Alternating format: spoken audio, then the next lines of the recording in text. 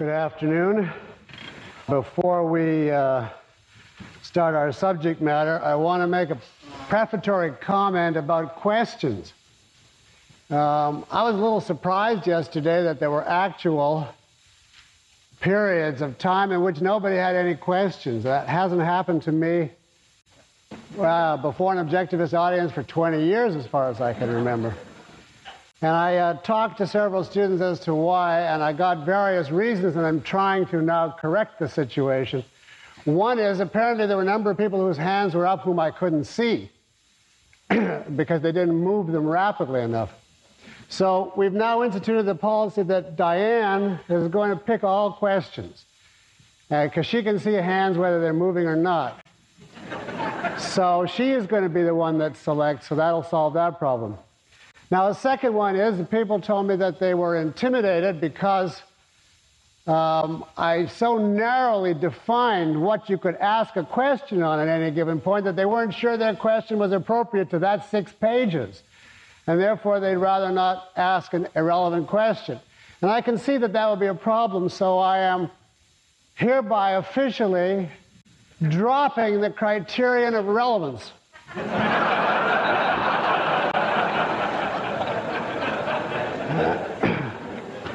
In other words, if it's a subject that's absolutely in another dimension, like we're talking about the good and you have a question about infinity or the war in Vietnam, that shouldn't be asked.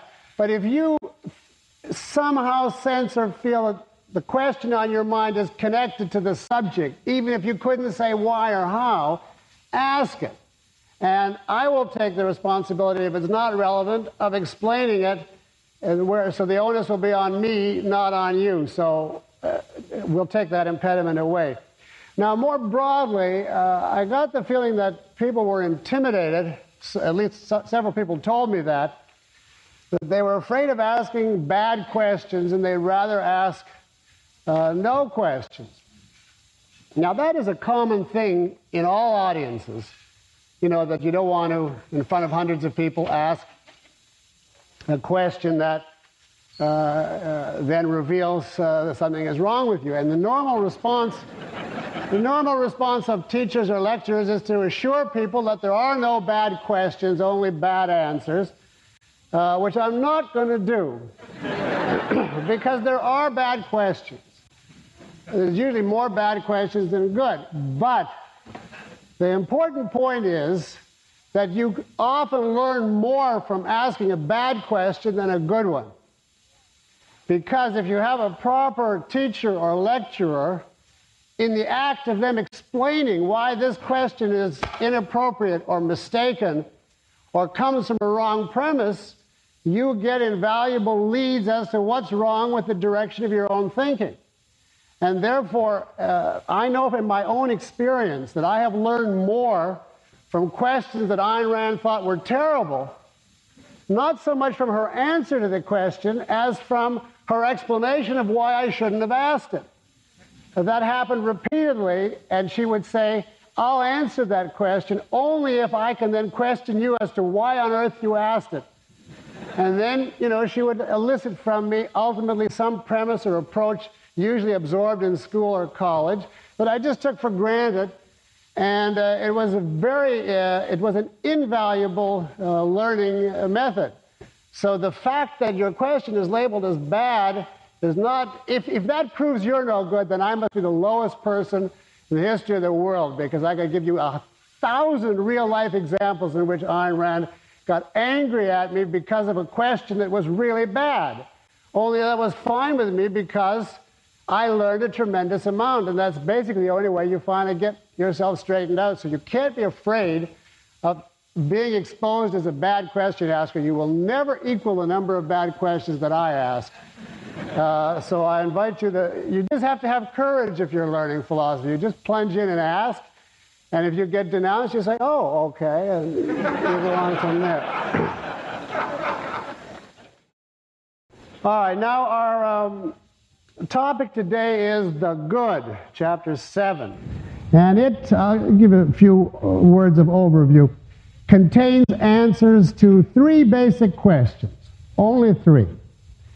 And note that these are the only basic questions of ethics according to Objectivism. Everything else, all the material in chapters 8 and 9 is derivative.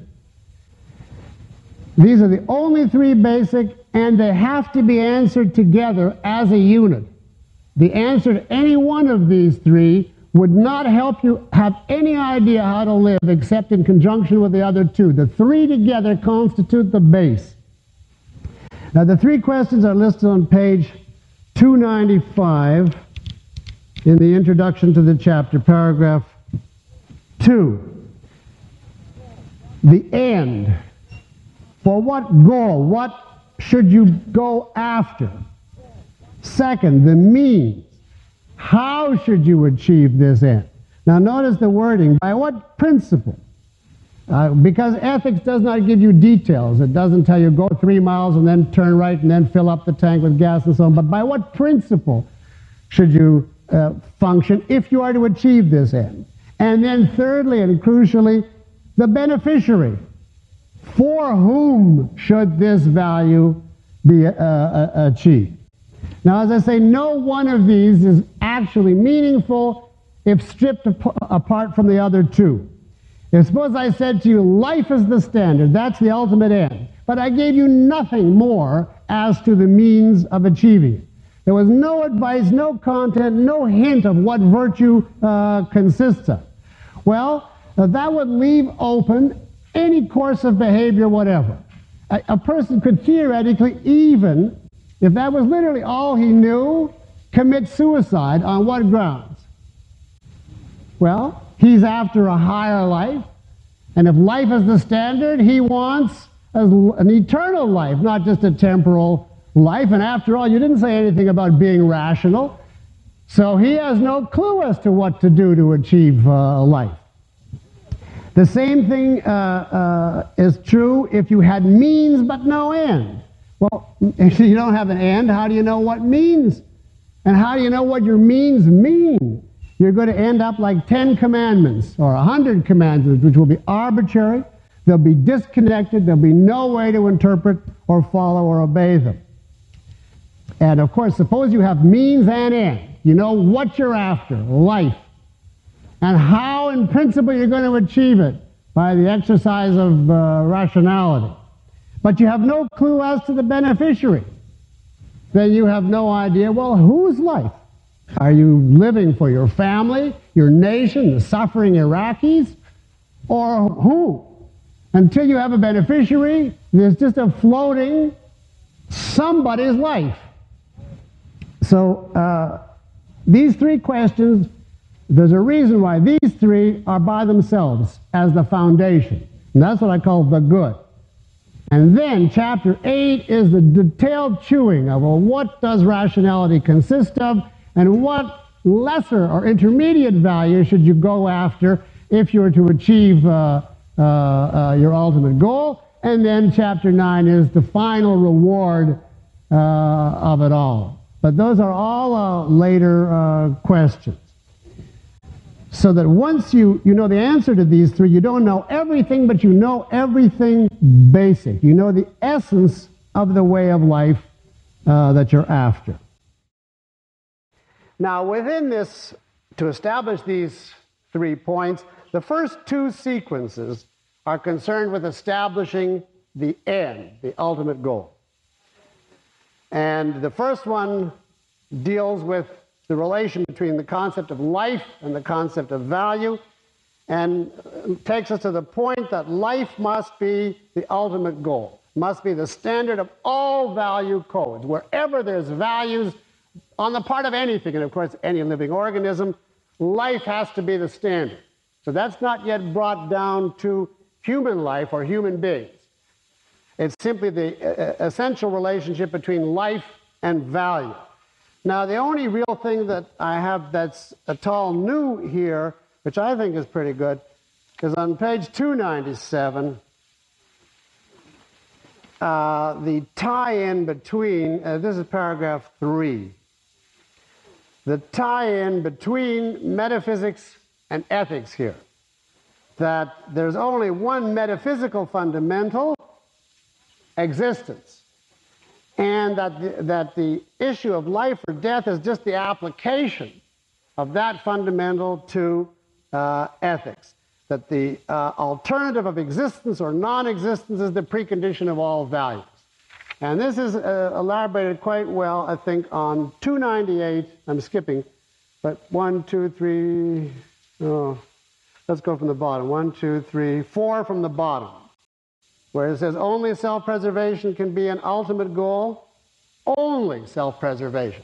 No other imaginable or conceivable goal could be an ultimate goal, could be the final thing that you're after, the standard, because it has a unique nature.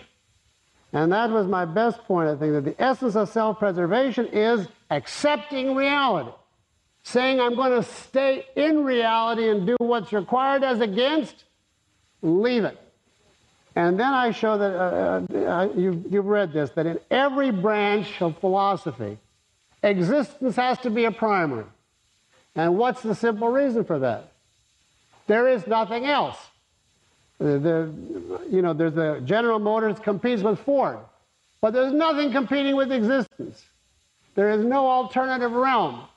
So if you're in metaphysics, you can't say, where did existence come from? What's its cause? There is no other. In epistemology, you can't talk about a reason which transcends existence, which is neutral, as between existence and non-existence, because then it would be a delusory faculty. It wouldn't bother to make such prejudicial distinctions, as true versus false or real versus unreal. And the same thing applies in regard to value judgments. You cannot say, why should I stay in reality? Why should I take this realm? Because the implication of such a question is there is some alternative to it, and you can jump out of it and say, now the advantages of reality are A, B, and C. Whereas the unreality has on its side only D, so therefore I'm going to... There is no such choice, you see. So if you keep in mind actually existence exists, then the choice to live, I would say, is simply the affirmation of existence. It's the acknowledgement, this is it, this is all there is, and I accept it. I'm not looking for another dimension. And this is why I think self-preservation is unique as an ultimate goal. It's the only metaphysical goal. It's the goal whose nature consists of embracing reality. And that's why if you were guaranteed existence, you were this immortal robot, there would be nothing you could value because you're guaranteed to stay in existence, or at least there's nothing you can do to affect the outcome one way or the other. And when that choice is outside of your domain, then there's no possibility of selecting values of better or worse, etc. All right, now we move to the second section. If life has to be the ultimate goal of any set of values, we now come to the species that interests us, the human species. And this is the first time that we can introduce human beings and human life as the standard. Is human life the standard of value as such anywhere? Obviously not. Human life is not the standard of value to a carrot, which has its own interests, or I wouldn't say interest because it's not conscious, but its own form of action and its own goal-directed behavior. But human life is the standard for not of value, but of moral value. And moral value in this context means values applicable to a being with choice, values who has to choose, that have to be chosen by the acting entity.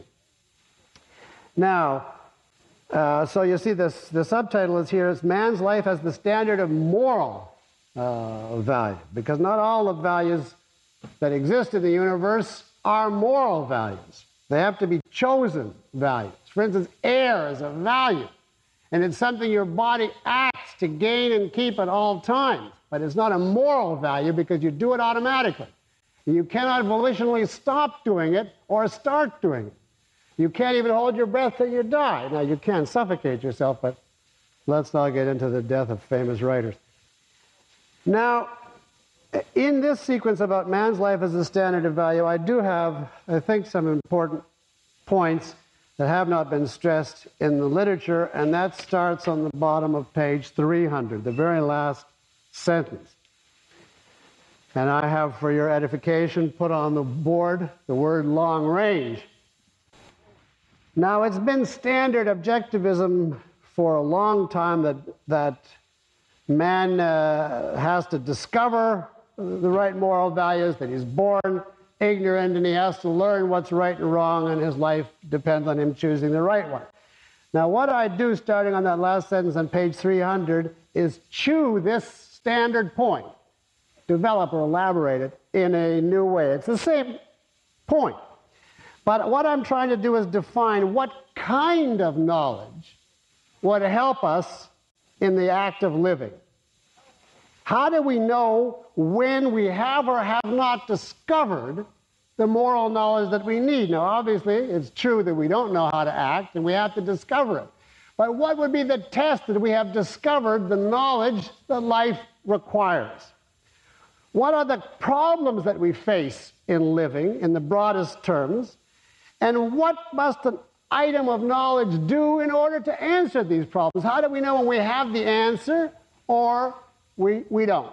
And that's what I was trying to answer. And to show you why, step by step, you have to have something called a principle, which has to have certain attributes and has to be reached a certain way in order to solve certain problems.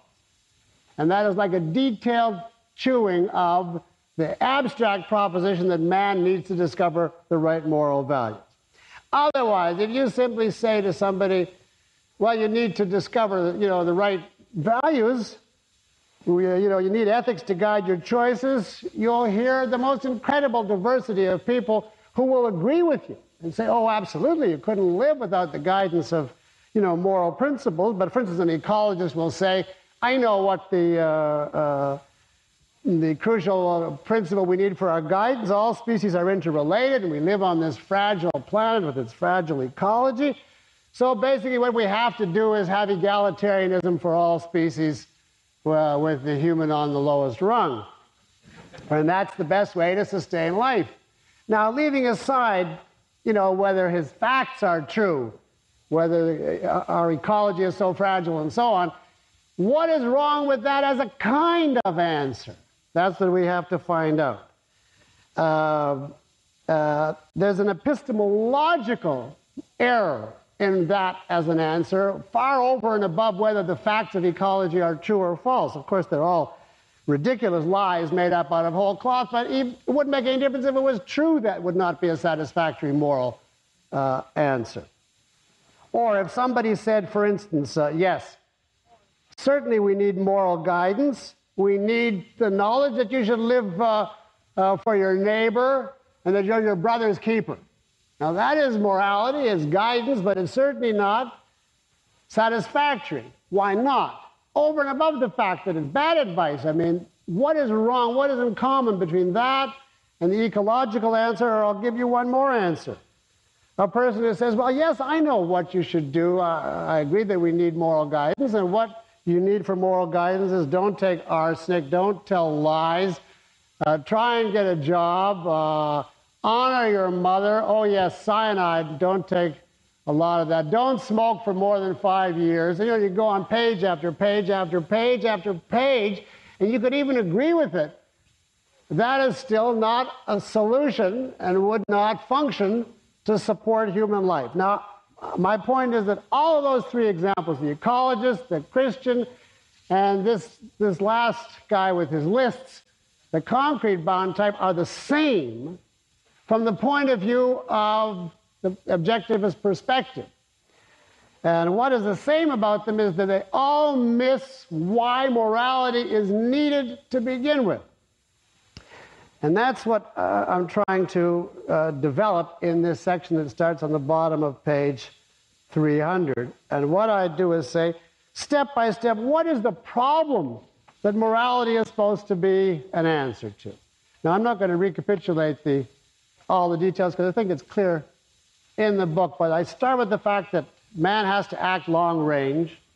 Otherwise, he's out of control. He's just like a short-range wind worshiper. He doesn't have any idea where his actions are leading, and he's necessarily going to be inconsistent and ultimately self-destructive.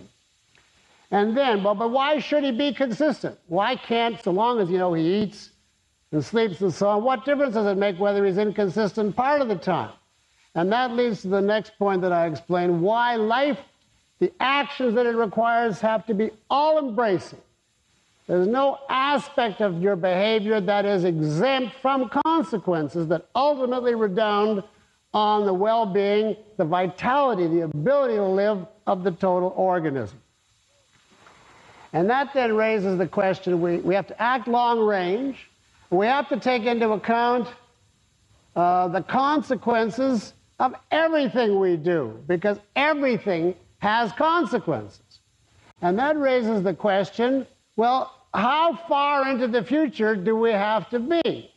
How long do we have to look in being long range? And then, as of course, I argue, it's not enough to be a week or a month or whichever. You have to know the consequences across your whole lifespan, and that's an essential difference, as Ayn Rand points out, between man and the animals. So this, in sum, and I think is very well put, if I say so myself, the last paragraph of 302 is the problem to which ethics is the solution. And the problem is, the last paragraph of 302, man must be long range. He must know the survival significance of every action he takes. And he has to know it in relation to the time span of an entire human life. Now, what could make such an incredible cognitive feat possible? How could you possibly know at any given point the consequences into the indefinite future of everything from every aspect? How could you simply hold that much information? And you see now, if you had read the earlier chapters, when you set up the thing that way, the answer is implicit in the problem. Obviously, I'm thinking of chapters 3 and 4, which deal with concepts and concept formation and unit economy and so on. And it's obvious that the only way to hold this much data, this many data, is by what? Condensation, compression, unit economy. There's no other way to do it. And that means, in other words, you have to conceptualize the requirements of human survival. But now by conceptualize, I don't mean just utter words, because you haven't read the earlier chapters, or some of you haven't, but there are many principles involved in how you must conceptualize, which are discussed earlier. You have to know what are the fundamentals in a given field, because you're trying to economize units. And the only way you can do it, you can't have 100 things in mind. You take certain fundamentals, and they imply all the consequences, and you only have to retain the fundamentals, and that way you cover the whole field. Whereas if you just take some one superficial or derivative point, it doesn't lead you anywhere or entail all the rest, so you don't have all the rest of that data implicit in your mind. And that basically is what is wrong with the ecological answer. If you look at paragraph 1, 2, 3, 4 on 303, where this first sentence is that we have to take the array of human choices and actions in all its bewildering complexity, and it's tremendously complex and bewildering just if you look at it raw. And that's why most people say, who can say what's right? Your opinion is not my opinion, and there's 1,000 factors, and who knows what's relevant and what isn't. The only way out of that is to condense it down to the level like a percept by unity economy. And that means, first, I list the things in order. What are the fundamental choices? Ethics has to pertain only to the fundamental choices. Ethics has to concern itself only with the fundamental choices, because you can only hold so much, and they are the ones that contain all the other choices. And therefore, you do not ask in ethics such questions as, how much should I tip a cab driver? Or even, should I be kind to my employees? Those are already far down applications. You're trying to go to the root of the choices that underlie all other human behavior. And therefore, that ecology thing, even if it were true that our species are all interdependent and so on, we'd still have to say, what are the fundamental choices that we have in dealing with this and every other type of question? You couldn't just jump in arbitrarily with some derivative and say, this is an important principle, this is our ethical guidance. Before it qualifies as ethics, if unit economy is our goal, you have to go all the way back to the fundamentals. And that's why, if you notice the objectivist ethics, the primary choice, which is the issue of free will, is to think or not to think. And therefore, ethics primarily has to govern how you exercise this choice. And therefore, the primary virtue is the mandate, exercise it. That's rationality, think. And then all the other virtues consist of telling us, what does it mean to think in relation to people? What does it mean to think in relation to work, etc., and so on? So in that sense, you cannot get more fundamental if our theory of volition is correct, because that is the only root choice that we have. Now, but it's not enough to be fundamental. I go on to the next sentence there. What abstractions integrate all the instances of such choices from the aspect of their relationship to self-preservation? Our standard is life, self-preservation. Therefore, even though you could say self-sacrifice is certainly a fundamental, it's not a superficial thing like this ecological construct, it is directly contrary to the requirements of life, of self-preservation. It tells you give up, renounce, rather than deny, rather than live and achieve your welfare. So it's out on the grounds of a warped standard. And even so, there's still one other thing. We have to have a fundamental that isn't required by the nature of life, but I go on the last sentence. What generalizations identify in condensed retainable form the pro or anti-life effects of given choices? If it's not condensed and retainable, it's no use to us. The whole purpose is unit reduction. If it's a list of commandments, it's invalid on that ground. Even if every commandment came out of Atlas Shrugged. Thou shalt be just, and thou shalt pay thy debts, and I could give you 50 that an objectivist would agree with, but it would be of no use. It would be of no guidance, and you would end up just as though you had no guidance at all, practically speaking. That's wrong with this guy who said, don't eat poison, and so on. In all these cases, from different aspects, they don't grasp that the purpose of ethics is unit reduction, to give an answer to this question from the aspect of what's required to survive. And therefore, their attempts at ethics are abortive, floating, out of context, concrete-bound, useless. And that, I think, will help to see why ethics is crucial. There's really two questions here. Why do we need any ethical guidance at all? And then what could such guidance consist of? And the answers to the questions are we need guidance because we need an incredible amount of knowledge of a specific kind. And we can get that knowledge only in a super condensed form. And of course, the name form, a conceptual statement of a fundamental generalization, is principle. And that's why we have to have moral principles. And that tells us in advance when something is a moral principle and when it isn't, and how to find them. Now, you see, by this approach, you couldn't dream of having a moral-practical dichotomy. It's wiped out at the very inception, because ethics is only the knowledge you need in order to be practical. I mean, assuming life is your goal and you mean by practicality the things required to achieve it. So that's why it wouldn't occur to Ayn Rand that there could be such a dichotomy, and why she spent a lot of time in her thinking trying to figure out where did people get this from, because the whole thing was so alien to her approach that she tried to penetrate. Where did it come from? It just seemed a complete aberration. And you see why. If you start ethics from this point of view, you just couldn't imagine such a dichotomy. Now that takes us through really the base of the base. That is, man's life as the standard of moral value. Now then there's one section on rationality and one on egoism. And I think the only point that I want to make in advance here is a hierarchical point. Why do I cover rationality before egoism rather than after? Structurally, you obviously have to start with life.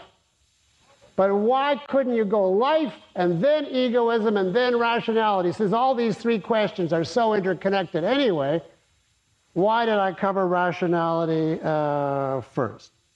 And my answer to that would be, if you don't put the primary virtue in immediately, the second you get the words life out of your mouth and prove to me, then the issue of life or man's life has no meaning.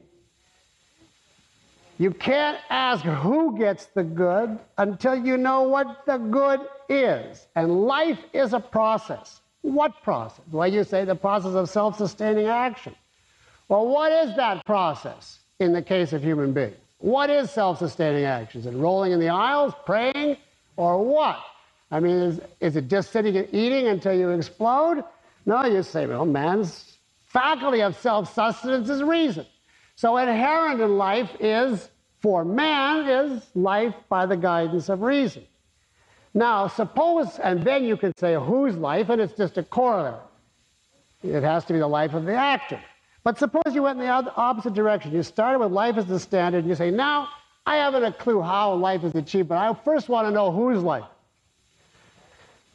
Well, how are you going to decide? Someone says, or the thought occurs to you, I think the best way would be to start slaughtering people. You know, I'll sacrifice others to myself. That'll promote my life. But then others feel the same way. And then you have mutual killing. So another person observes that and he says, oh, well, you see, your mistake was that the real beneficiary should not be you as a single individual. It should be the group as a whole. Now, this obviously is not fantasy. This is the history of Western civilization. There's no way you can untangle all that, except if you say to people or to yourself in the structure of your thinking, before we say who gets it, what kind of process are we talking about? How is life actually achieved? And once you establish it's achieved by a process of thought and consequent action, that it requires rationality, then it's very simple to see. Each person has to live independently in all the various virtues, and each one has to be the beneficiary of his own action. So I grant you this much. It's a close call. It's the closest call in the whole book of the order here. Because these three questions are so interconnected, I feel that even if you got life and rationality out and then you died without getting egoism in, the first two would not be clear. But given the choice, the scale was tipped for me in favor of rationality as being essential to grasping egoism. And you'll see when we get into egoism, or you probably see that already, it presupposes to be understood the virtue of rationality. If you didn't have that, you couldn't even make clear what you meant by egoism, except in such abstract terms that it would be compatible with any course of behavior. All right, now the only last preliminary is I want to just call your attention to the last sequence, which is not in itself ethical, and that is it doesn't offer guidance, but it simply identifies the status of values in Ayn Rand's philosophy, and that is the values as objective on page 320. Now, I'm counting here on the fact that you know the importance of this topic as it's discussed in chapter 4, of concepts as objective rather than intrinsic or subjective, which has been covered exhaustively earlier in the book. And of course, this is the concept from which Ayn Rand named her philosophy. So by the time you get to this here in chapter 7, it becomes hopefully an obvious application of what you already thoroughly understand. Now this, I think, philosophically is the most important sequence because it ties the objectivist ethics to the objectivist theory of concept formation. And since that's the essence of the epistemology, this is really the topic or the sequence that unites the whole philosophy. This is the master central link connecting the epistemology to the ethics and politics. And the key passage is, which I think is well done, is the top 3 paragraphs of 321, which I called your attention. That's really the pivot which takes you from epistemology to ethics and politics. And the key there is a value for objectivism means evaluation. It's not a floating platonic packet of something or other, and it's not a subjective emotional state. It's an evaluation based on certain facts. And an evaluation is, animals do not evaluate. They have values, they pursue things, but they don't say, a bone is great, or my master is wicked. They can't evaluate. They can't form value judgment. An evaluation is a type of concept, a type of abstraction. It's just a subdivision within the field of concepts. And therefore, whatever status concepts have, values have to have. They have to have the same rules, the same method of treatment, the same form of discovery, the same form of validation. Everything that's true of concepts as such has to be true of values, because values are simply a subdivision within the field of concepts. And this is the central reason why the theory of concepts always dictates a philosopher's ethics, whether he admits it or not, which in turn, of course, dictates his politics and so on. So it all goes back to a theory of concepts. And here is the link right here. And the best formulation is, of course, Ayn Rand's on the very top of 321. She says there, the good is an aspect of reality in relation to man. That's the objective, as against the intrinsic, which is that the good is just a free-floating entity apart from any evaluation, apart from any beneficiary, or from the subjectivist, who says that value or the good is simply a name for whatever I or society happens to feel without reference to facts. And she says, no, it's reality in relation to man. And then I work that formulation out for concepts and values in paragraph 3. Concepts designate facts. What facts? Well, the objects we perceive, and specifically their similarities and differences. But it's not just facts, because animals perceive facts. It's facts with a definite relation to man, in this case to human consciousness. And what is the relationship? We condense them, we integrate them in this distinctive way which leads to concepts, and we have to do it by a definite method, which is logic. Well, now the good is exactly the same thing, you see. It's facts, in this case, not all facts, but a specific kind of facts, the requirements of survival, as identified conceptually, in other words, in relation to our form of cognition, and then evaluated in accordance with a certain standard of value, which also has to be rational, and that's life. So therefore, moral knowledge is just like conceptual knowledge. And this is the basic answer to anybody who tries to say there's such a thing as a conscience or a moral intuition or revelation of right and wrong. Morality is just a type of truth. It's a field grasped and consisting of concepts. And it is no different from any other scientific subject. So you see what I'm referring to here. If you want to discover moral truth, you can't rely either on passive perception of the external. Who am I referring to in passive perception of the external? That's the intrinsicist who waits for God's revelation to strike him. Or you can't rely on mental events divorced from the external. Who is that? That's a subjectivist who just consults his or other people's emotional or other inner processes apart from reality.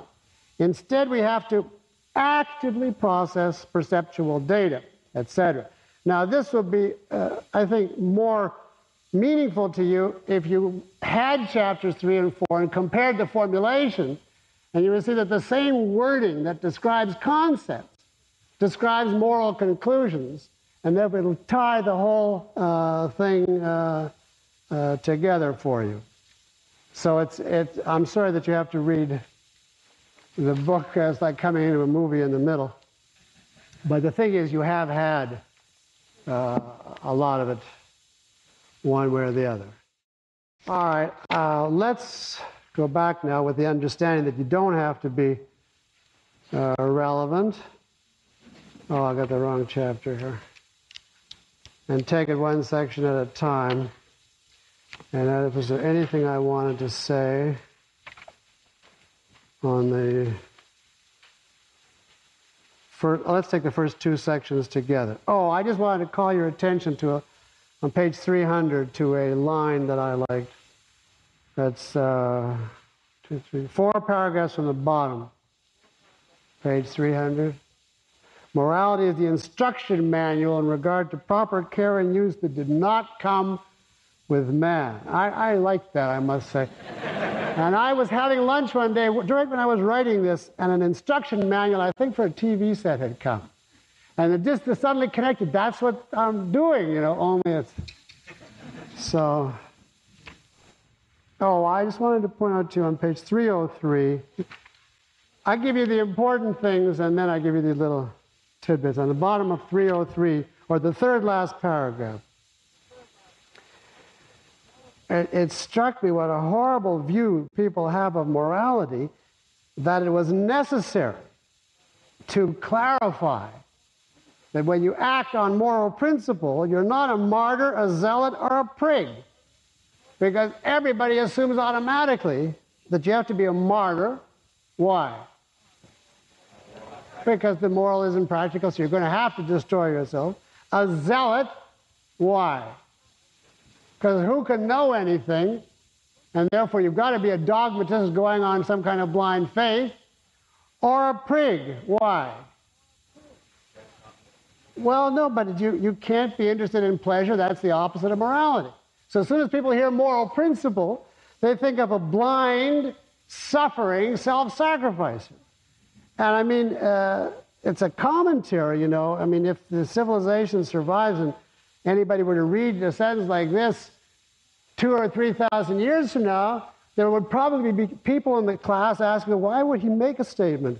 You know, why would that be necessary? It would be like saying to us, a man who acts on moral principle is neither overweight nor, you know, addicted to cocaine. You say, well, why would you think of that? But it shows the state we're in that you have to make those kind of clarifications. And one last clarification here on 304. I know I gave you a lecture on asking questions, and now I'm using up all the time. But the second paragraph, this was the point that was clarifying to me. I always thought that the reason man needs ethics is because he has free will, period. And that no more is required as to why man needs ethics, but that he's got choice, and therefore he has to have some guidance. And I asked Miss Rand about that once. She said, certainly not.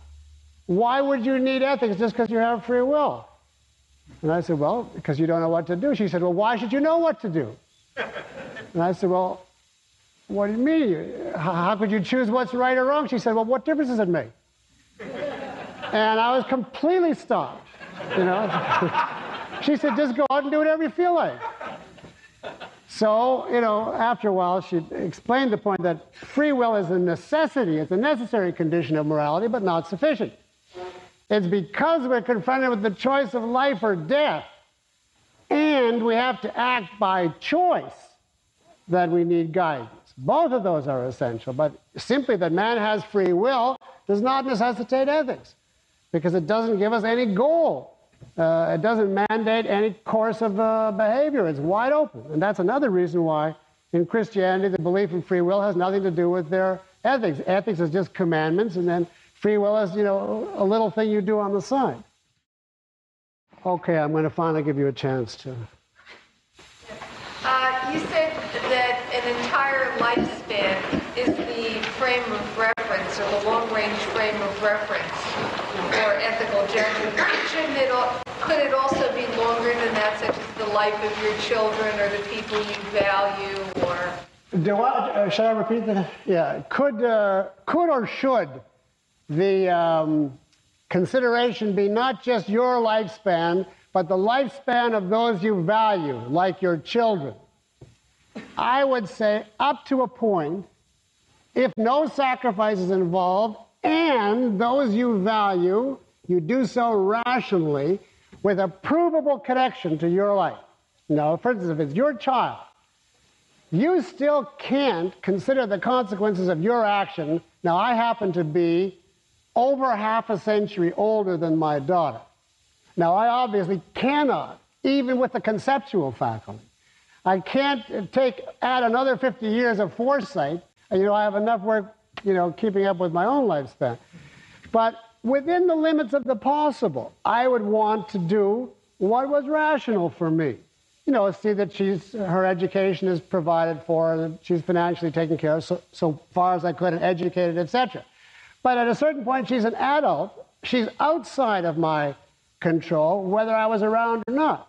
So I would become a self-sacrificer, if I said, well, in order to be sure that my daughter at age 30 is living in the kind of lifestyle that I want her to have, I will forego a trip to Hawaii this year. I would regard that as flatly irrational. I mean, that would be self-sacrificing. And it's even worse if you say, we should all on Earth now sacrifice, because after all, the continuation of the human race is important. We have to take into account posterity. I'll give you what I consider as a completely vicious argument. This argument that, Yellowstone, that they let burn out of control, on the grounds that for 100 or 200 years, it's just going to be charred ruins. Everybody now alive will be entirely deprived of the value of this park that all of their taxes go to maintain. But that's okay, the ecologist said, because 200 years from now, it'll start growing again, and then posterity will enjoy it. Now, that to me is, when I hear that, my reaction is to say, you should go until the day you die and stop. You should have no consideration. You should take the attitude of that poem, the world ends when I die, and I have no concern beyond that day, with only the exception if it's a provable rational value and you're not sacrificing, you can extend it that way. Okay. You're asking Diane, not me. I've often wondered why Ms. Rand chose the word to act in the definition of values, of what one acts to gain or keep, rather than what one desires or wishes. It seems like an action is good question. Excellent question. To a decision. I'll answer your question. In the first draft of Galt's speech, which I happen to know, she defined it as that which one seeks to gain or keep. And then she consciously changed it to that which one acts to gain or keep, And she explained it this way. First of all, it has to be broad enough to encompass all living organisms, including those which have no faculty of desire, wishing, etc. A plant acts to gain and or keep certain things, but doesn't seek them, desire them, wish for them, etc. Secondly, she said, the word seek, and certainly the word wish or hope or whatever, would be a fantastic loophole for the sort of person who says, I really want to be an actor. That's my life ambition. I wish it, so it's my value, but never does anything. Never auditions and never reads a play and never takes an acting class and just sits around saying, oh, my highest value is to be an actor. Now, if you said a value is that which one wishes to gain, he certainly wishes, but Ayn Rand would say that is not one of his values. Because he has the opportunity to act, but he doesn't act. And a value she wanted to cut out, in effect, yearning detached from reality. And therefore, that was the other reason why she changed it to, If you're not doing something, it is not a value. Now, you have to take that in context. Obviously, there are things which are values, even though you don't act on them, because at that moment in time, you don't have the money, you don't have the time, or you don't have the freedom, or whatever. So we're taking account that all value and evaluation is in a context, but assuming that. If you have the capacity to act for something, and you don't, then it's not a value of yours. And this can give you a good insight into yourself, particularly when you get to a certain age. Because at a certain point in your life, you will say, if you're like most people or like me, well, I'm X, and I always wanted to do so-and-so. And then it'll occur to you, well, so-and-so takes a fair amount of time. So if you want to do it, either now or that's it. Abandon it and don't say that's a value. And there are many things that I started to do fairly recently, precisely on the grounds that a value is that which one acts to gain and keep, and other things I said, I guess that's not a value, because given the choices, I'm never going to do it. So I just dropped the idea that that was a value, although I had thought it was up to that point, but it was one of those someday, only someday came and it was still not now, so I said goodbye. Okay, yeah. John? Yeah. Leonard, Yeah. could you explain your comment on page 299, in the middle in italics, why you wrote, any code of values must hold life as the ultimate value, rather than writing, any rational code of values must hold life as the ultimate value? Yeah, because why do I say any code of values must hold life as the ultimate value, rather than any rational code of values? Because a rational code of values could be misunderstood here. You're trying to make the point that people hold values that in fact don't hold life as the ultimate value. Well, the truth is they do and they don't. By the fact of holding values, they can't escape ascribing some primary value to life, but what they do is contradict it. But if I were to say a rational code, that would beg the question. The question would be, well, what is a rational code? Is it a code reached by a process of reason? Then that wouldn't apply to plants and animals, because they don't reach it by a process of reason. Is it a code that's provably valid? Well, there's a question. How can you say that the code of a carrot is valid or invalid? It's like a sense perception is neither true or false. It is, you see. So I would introduce such a kettle of fish. If I put that word in, I have to rely on the context here. If you're going to go by what value literally means and depends on, that's what I start the sentence, by the very nature of value, therefore, then life has to be the ultimate. Now, of course, that people can accept values and contradict the nature of value, that's on their head. But you see why I didn't want to restrict it. But that's a really good question. Following up on that, once you say the ultimate end is life, Yeah. which is itself a self-sustaining process, is it necessary to say egoism is where the beneficiary of actions is oneself? Yeah, once you say life is the ultimate goal and life is self-sustaining action, why make a point about egoism? Isn't that already there? That is exactly the same question as, once you say A is A, what's the point of saying don't contradict yourself? I mean, it's the same thing, right? Only it made a big difference when Aristotle came along and said the obvious. One is a corollary of the other. And a corollary means a self-evident implication from a specific aspect, you see. So it's like I say, life is self-sustaining action. There is virtually no one who would disagree with that. But if I then come in and say, according to us, it's self-sustaining action. I say, oh no, that's selfish. You see? So the whole thing is, you're right that it doesn't have a new content, and yet how many people would say, oh, life is the goal, is wonderful, but it mustn't be egoistic, that's terrible. So you have to spell it out. It is implicit, certainly.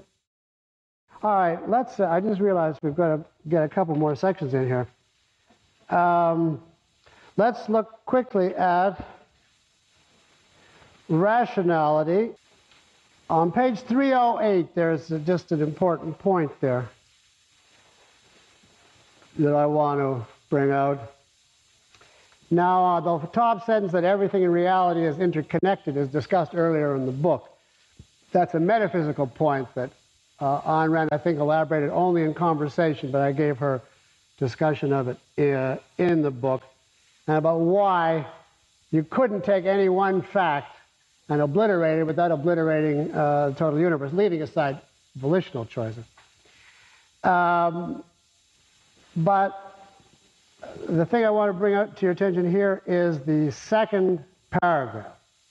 Just as every idea has a relationship to one's other ideas, and none can be accepted until it is seen to be an element of a single cognitive whole. That's the issue that you have to integrate. You have to make it total. So every fact has a relationship to other facts, and none can be evaded without tearing apart and destroying, invalidating your knowledge.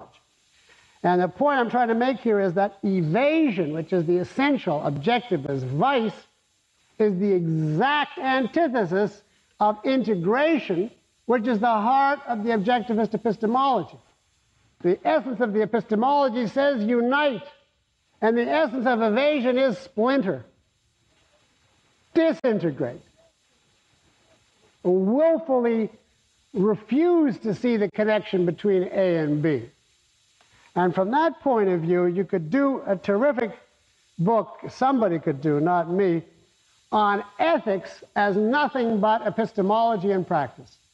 Because the whole objectivist ethics is how to use your mind, and the subject which deals with that is epistemology. So you could take every one of the virtues as an application of epistemology. That is not my own thought. That was Ayn Rand's point, but I couldn't find a way to do it briefly, so I couldn't, but it's contained in here. And you see, this is where the issue of the arbitrary comes in. The arbitrary, asserting the arbitrary, is exactly the same fallacy as evasion.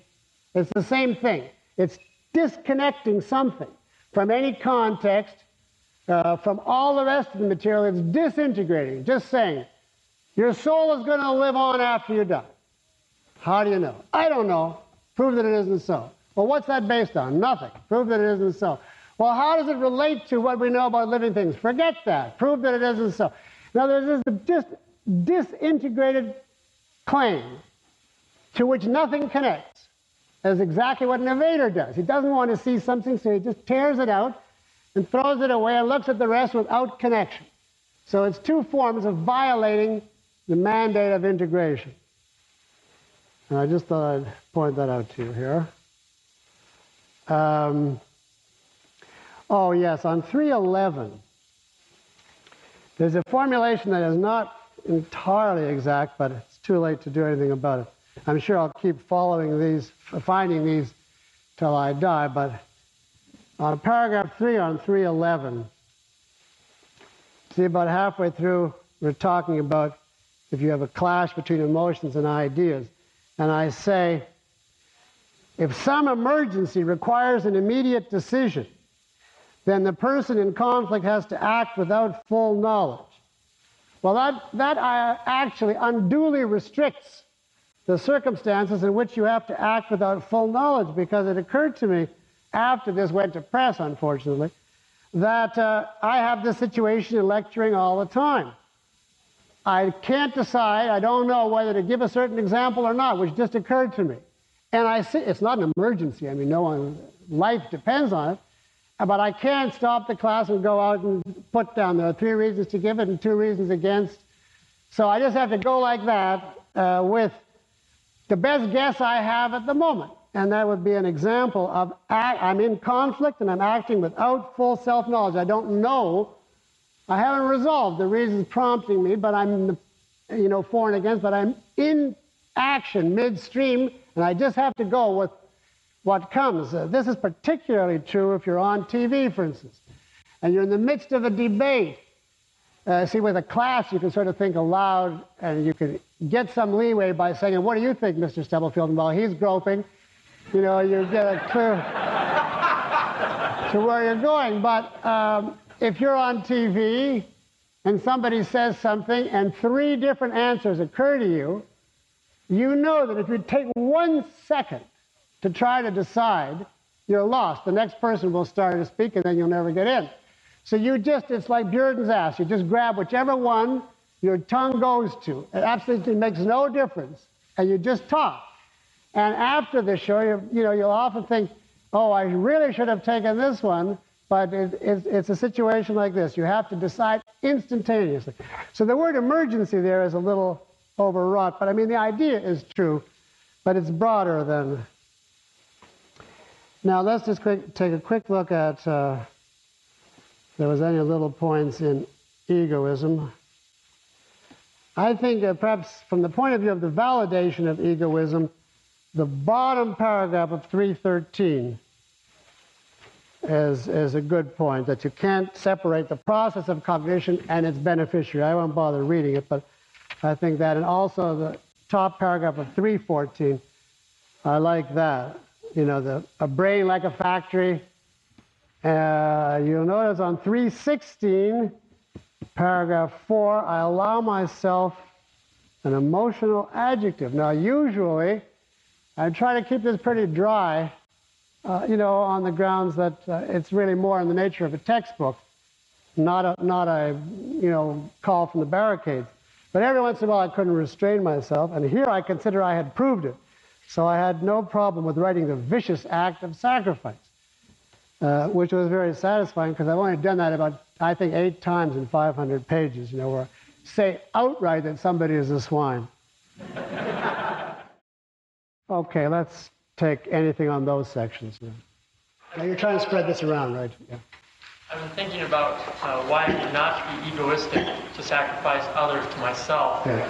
And I arrived at 2 reasons. My question regards whether these are the main reasons, and if so, which is the most fundamental. My first reason was that in basing my survival on the actions or sacrifices of others, I would become dependent on those others.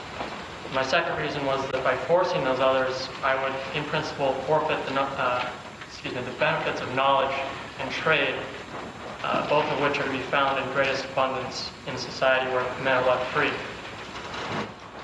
Well, I mean, I agree with those 2, but I could give you 8 reasons more. Oh, sorry. Well, I don't want to go into the long story, but he wants to know, what is the validation of the claim that it is not to your self-interest to sacrifice others to yourself? And he said to me, which of 2 reasons is it? I don't remember your exact wording, but the idea was, if you sacrifice others to yourself, you'll probably be using force, and a society that uses force will not produce as much knowledge and wealth as one where men are free.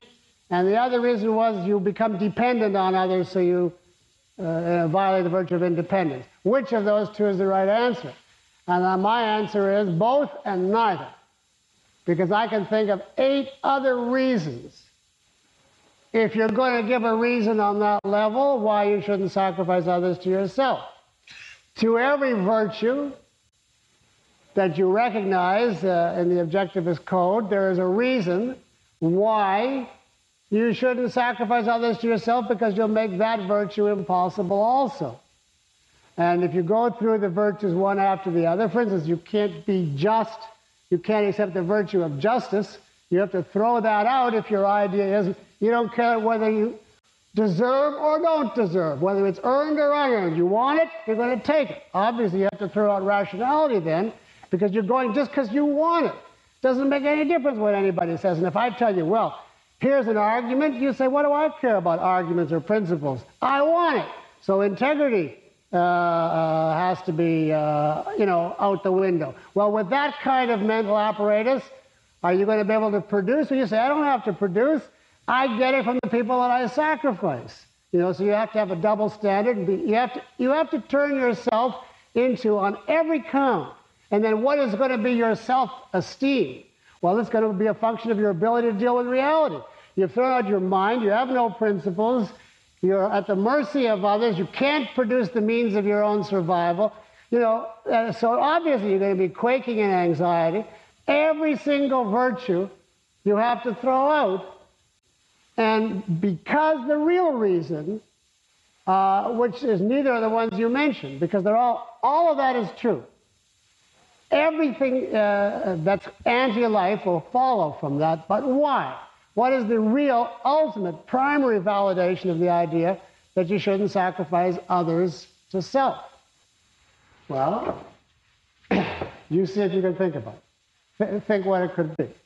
Well, no, I haven't finished the question. That's rhetorical. Well, I'll give you this much of a hint. It goes back to the definition of life and the necessity to think in principle. Now, you're asking for a moral question, right? What was morality for? Which we discussed already. We need fundamental principles, right? So as soon as you're raising the question, why should I live this way rather than that way? You've got to think in terms of fundamental principles, because that's all that morality consists of, right? And what is the fundamental principle that's relevant to the life of a living organism, of any species? No, not all living organisms are long range. What is the, not the definition, but the philosophic description? Self-sustaining, self-generated action. Now, the idea of independence is implicit in that. When you validate egoism, as this gentleman showed, all you do is stress the self. But the very nature of your argument necessarily applies to anyone in the same category, because you didn't bring your name into it. There was nothing about you. You were saying from the nature of a living organism that survives by reason, he has to pursue his own survival. Well, that principle, if you're thinking in terms of fundamental principles, has to apply to any other living organism which also uses its mind. It would apply to a Martian which uses its mind. You could not sacrifice him or he you, even if his body was completely different from yours. So long as he was open to reason, the same argument would apply, and the moment you sacrifice him to you, you would be abandoning principle, abandoning reason, and wiping out the whole code, and therefore, if that's the code of life, destroying yourself in the process. The only time that it would not apply is to a living species that didn't have the faculty of reason, because then you can't communicate, you can't argue, there's no way, if they come charging at you to say, let's sit down and discuss it. So that it has to be dog eat dog. So that is the absurdity of the animal rights movement, that deny rights to human beings and award them to animals, which is the absolute inversion of the truth. But to get back to this, I think the more clarifying point for you would be to remember that when you ask for a moral validation, by using the word moral, you have already committed yourself to two terms, fundamental and principle. And if you think in those terms, you won't worry about, well, what does it do to my sex life, or what does it do to the to the economy, and so on. You go right back to the root. Okay. What is the difference between a normative subject and an evaluative one? Because epistemology is not an evaluative subject, but I understand that it is a normative. Well, that's a really good question. What is the difference between a normative and an evaluative subject? Well, I don't know that I can give you a formal definition as I use the term. One could argue, to be perfectly fair, that epistemology is not normative, that it simply describes the processes that are required if you're to reach the product, which is knowledge. And in that sense, it's simply a means to an end, or a cause to an effect. You see what I mean? That epistemology doesn't say, you should do this. It says, if you want a certain goal, then you should. On the other hand, so you see, from that point of view, you can say epistemology is just factual. It doesn't give value to it.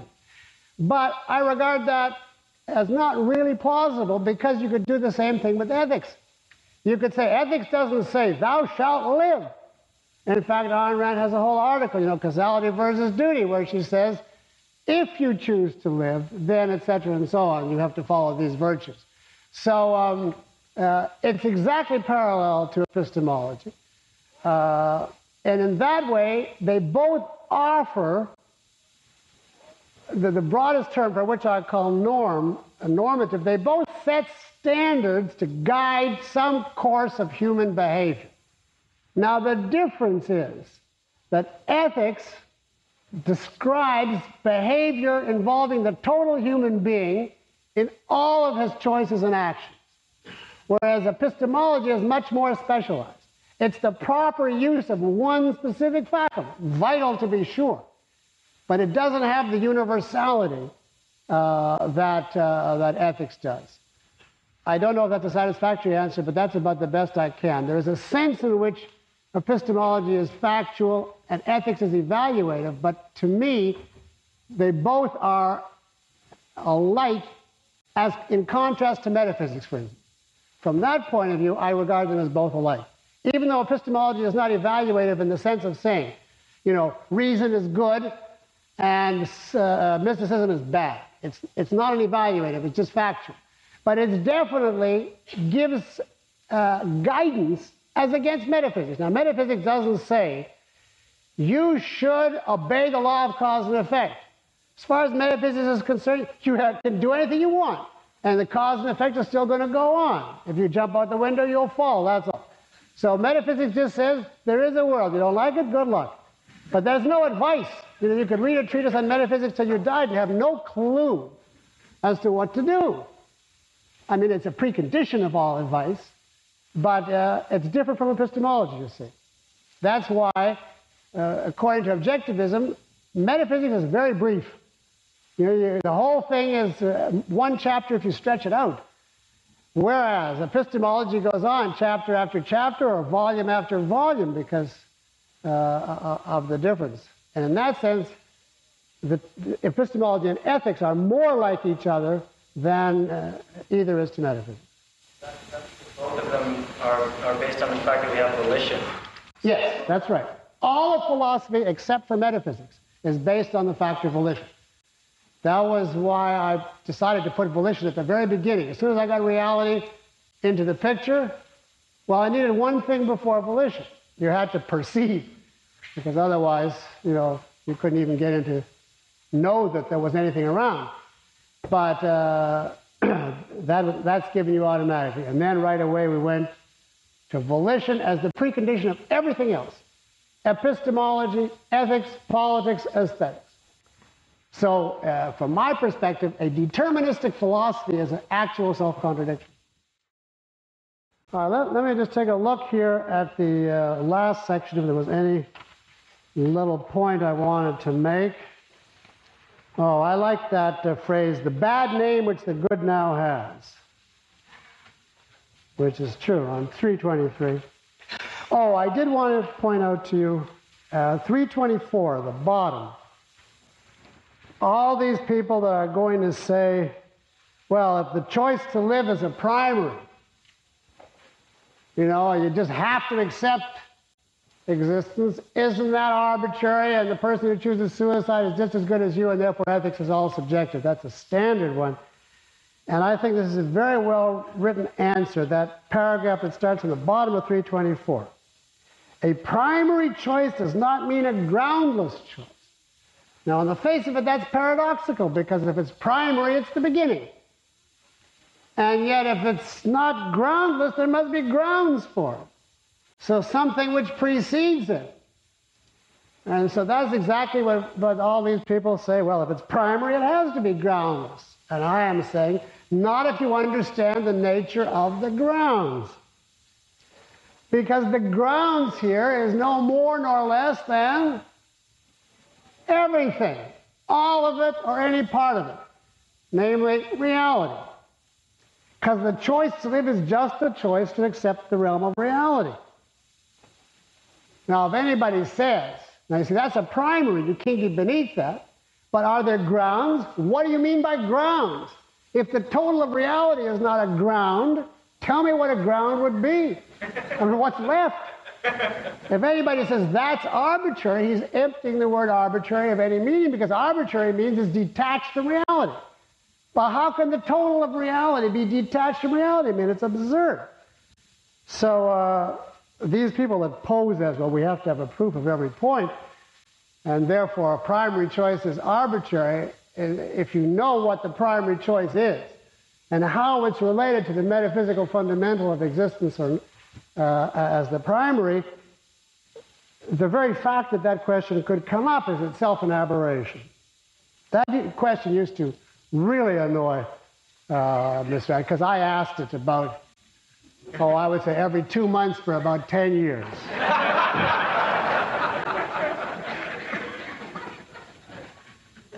And then I think the very end of 325 is one of the few places where I pay her a historic compliment in terms of her achievement. I do think that these second last paragraph is true, that it is the moral liberation of the human race and the possibility of life for the first time.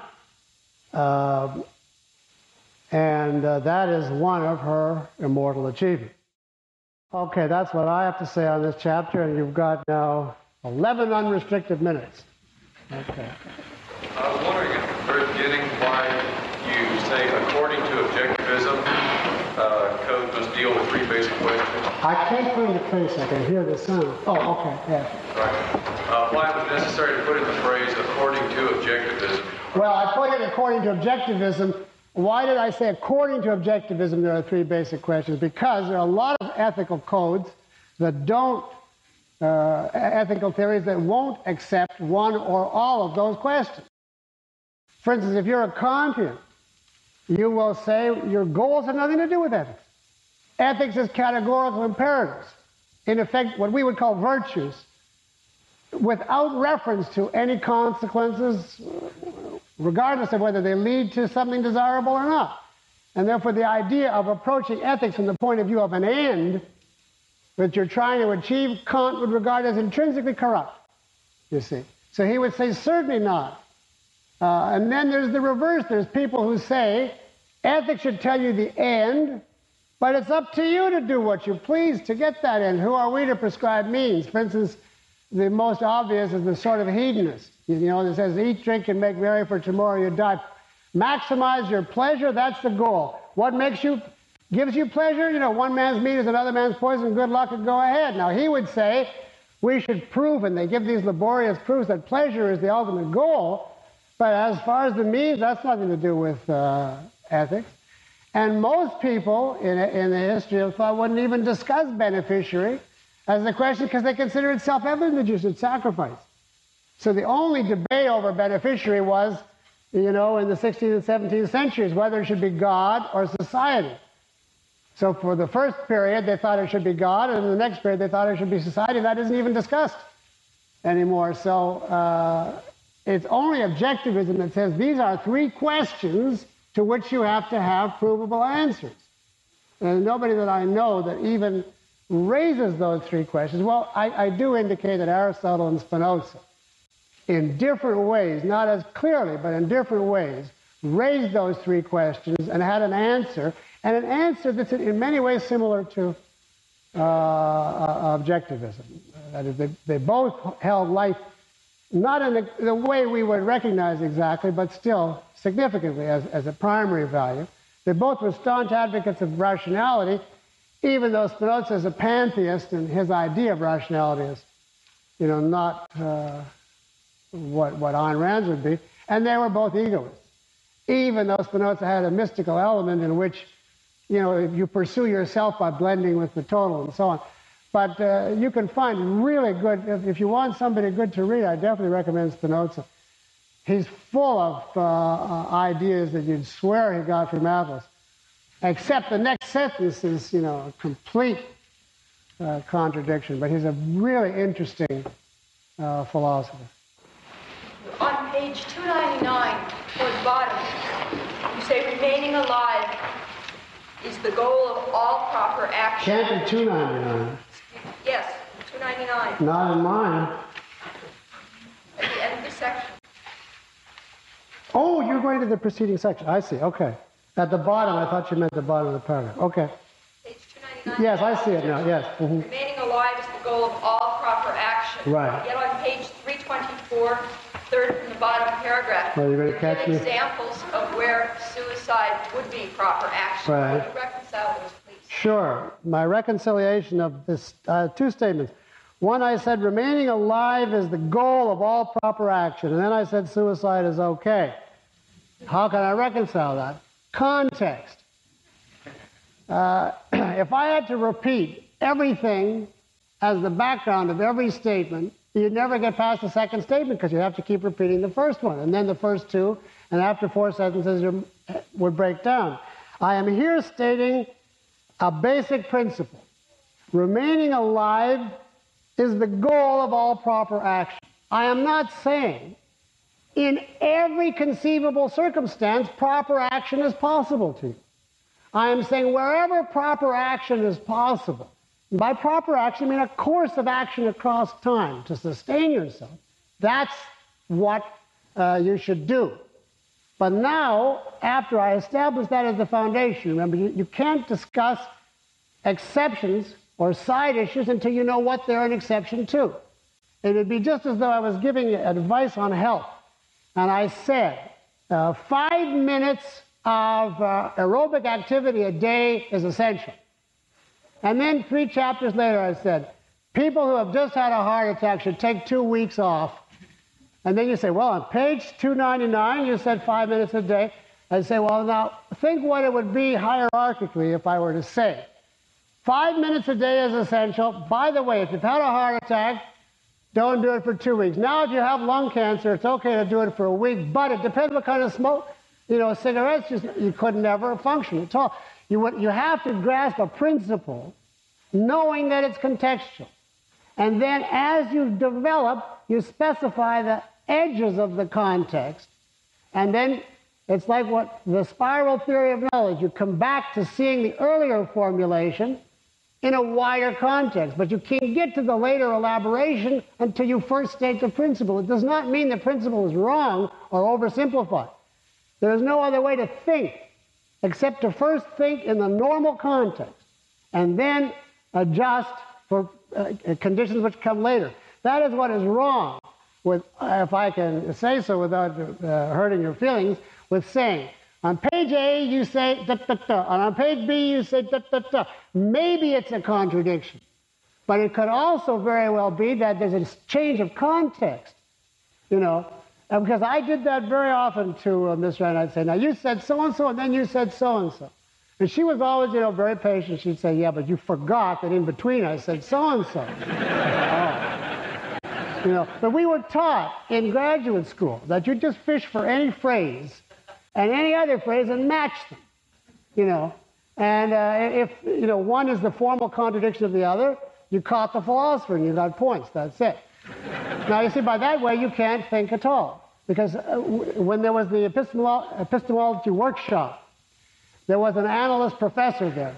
And he used to say to Ayn, now on page so-and-so of your book, you said the concept is the word. And on page so-and-so, you said the concept is not the word. The word, you know, symbolizes the concept. And then on page so-and-so, you said the word completes the concept. Now, which is it? You know, and of course, you can imagine the answer that she gave him. Okay, I think we have time for. This will be the last one. Is egoism a corollary of, is selfishness a corollary of egoism? No, is selfishness a corollary of egoism? I don't make a distinction between selfishness and egoism. I use them as simply Latin and Anglo-Saxon for the same concept. There are people who try to distinguish them, but Ayn Rand never did. There are literary contexts. Selfish has the more aggressive ring to it. So if you want to antagonize an audience, you call your book The Virtue of Selfishness.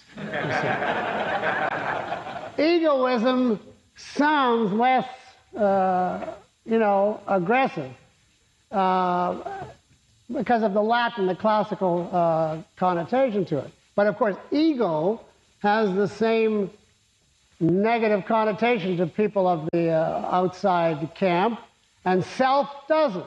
So they would be, if you tell them they have no ego, they'd say, great. But if you say you have no self, they say, I certainly do, because you're supposed to. The quest for self is considered reputable, but you're supposed to shed your ego in the process. So it's a semantic thing, but I don't make any distinction. I use them. Similarly, I don't make any distinction between ethics and morality. Not that those words are the same as egoism and selfishness, but there are people who try to make a distinction, and there are contexts, where moral is sterner than ethical. But I use them essentially interchangeably. And again, well, in that case, they both go back to the classical. So do we have one more? Or? Why not? After exhorting everybody to ask questions, I'm delighted to see that there's dozens of hands up. Yeah. A short one, because our time is... You indicated that you had come to some sort of decisions about some things you wanted to carry on and things you had discharged. Would you elaborate? About things that I want? That you had come to some point of decision, that there were some things you wanted to complete. Yes, that's right. Would you elaborate? You really want to ask that question? Can I defer the answer to that question? And I'll promise you I will answer at some point. I'm not sure that with 30 seconds left, it's a good idea. So I will take this opportunity gracefully to thank you very much, and I'll see you all on Thursday.